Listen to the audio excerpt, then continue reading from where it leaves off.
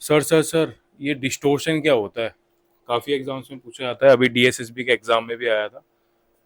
Distortion, ठीक है, distortion समझते हैं। डिस्टोर्शन का वैसे मतलब क्या होता है? डिस्टोर्शन का मतलब होता है जब भी कोई शेप या फिर साइज, है ना, किसी भी ऑब्जेक्ट का, हमारी बॉडी के अंदर हड्डियां हैं, अगर उसकी शेप या साइज ठीक से इमेज में ना बने, इमेज खराब बने, तो उसको बोलते हैं डिस्टोर्शन। ठीक है, या तो उसका शेप चेंज हो गई है या साइज। अगर हम इसकी बात करें तो शेप के अंदर आता है एक इलोंगेशन। इलोंगेशन का मतलब क्या होता है?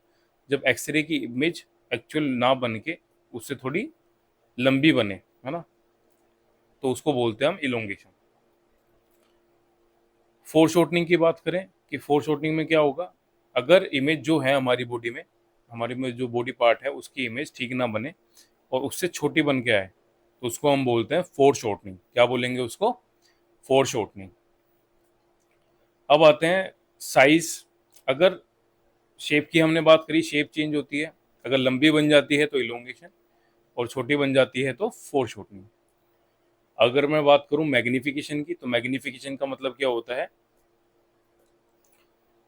कि ऑब्जेक्ट का साइज बड़ा बन जाए अगर, ठीक है।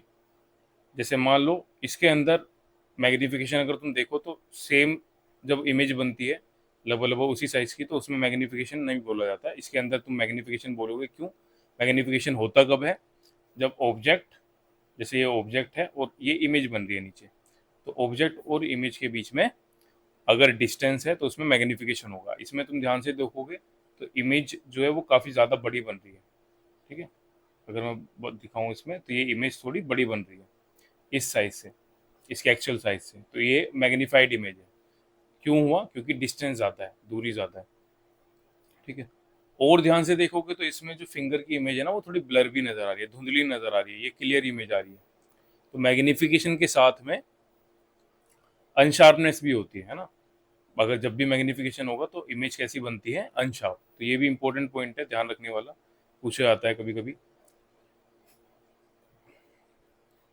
अब जो डिस्टोर्शन है, इसको अगर मैं थ्योरेटिकली बताऊं तो पहले पढ़ते हैं इलोंगेशन। इलोंगेशन में दिया हुआ है कि स्ट्रक्चर अपीयर लोंगर। स्ट्रक्चर जो है वो थोड़ा लंबा नजर आता है। जैसे यहाँ पे देखोगे तो यहाँ पे इलोंगेशन है, जब सेंट्रल रे कोई भी ऑब्जेक्ट है उसकी एक्सिस के अलोंग होता है, तो उसकी इमेज कैसी बन रही है यहाँ पे?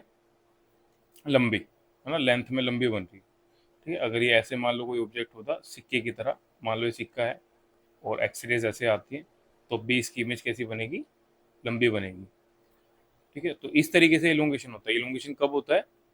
जब एंगुलेशन हो along the axis of the part.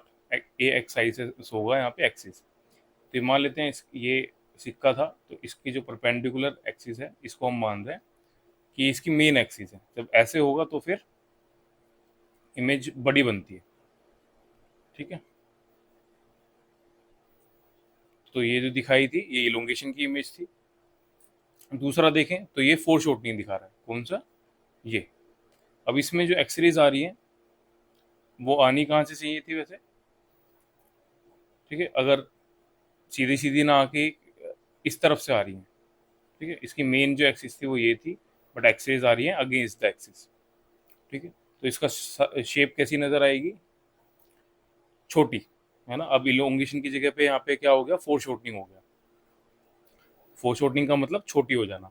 Structure की appear shorter by angulation against the main axis of the part. ये हुआ क्यों? क्योंकि यहाँ पे जो मेन एक्सिस थी इसकी, मेन एक्सिस कौन सी? जो ये वाली मेन एक्सिस है ना, यहाँ से ना होके एक्सरेज कहाँ से आ रही है? इस तरफ से। तो जब इस तरफ से एक्सरे आएंगी, अगेंस्ट द एक्सिस आ रही है, तो फिर ये छोटी नजर आएगी। अगेंस्ट मतलब जिस डायरेक्शन में आने चाहिए थे उसके अगेंस्ट, ठीक है। अब इसमें सभी के सभी इमेजेस जो हैं, इनमें सबके अंदर तुम्हें एक चीज देखने को मिल रही होगी कि भाई मैग्निफिकेशन तो लगभग लगभग सभी में देखने को मिल रहा है ना। मैग्निफिकेशन इसमें भी है, इसमें भी है, सभी की सभी इमेज जो है थोड़ी बड़ी नजर आ रही है। क्यों नजर आ रही है? क्योंकि यहाँ पे डिस्टेंस है। तो मैग्निफिकेशन कब होता है? जब दो ऑब्जेक्ट और इमेज के बीच में डिस्टेंस होता है। तो हमेशा इमेज थोड़ी बड़ी नज़र आती है, और नॉर्मल एक्सरे के केस में तो हमेशा थोड़ी बहुत मैग्नीफिकेशन तो होता ही होता है हर इमेज में। होपफुली समझ में आया होगा तुम लोगों को। आगे नेक्स्ट लेक्चर में कवर करते हैं।